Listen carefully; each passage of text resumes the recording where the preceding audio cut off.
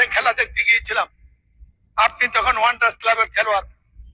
আপনার ফুটবল খেলা দেখে প্রথমবারের মতো আমি সেদিনে আপনার প্রেমে পড়ে গিয়েছিলাম।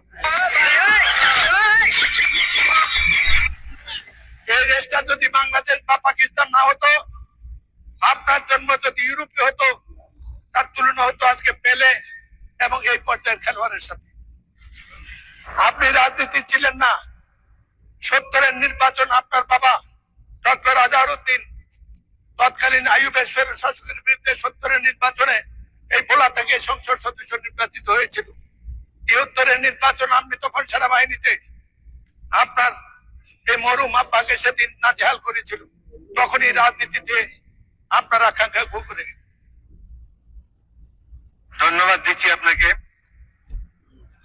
আজান পড়ে গিয়েছে। আচ্ছা, আরেক মিনিট বলেন। এক মিনিট বলেন। তো বলেন না কত, আপনি বললে আমি বসে যাবো। 1 মিনিট করে দেন। আমার বক্তৃতা এখনো শুরু করিনি। আমার বক্তৃতা তখন শুরু করিনি। আর কোনোদিন বলবে না আমার সব সময় আজকে দেন।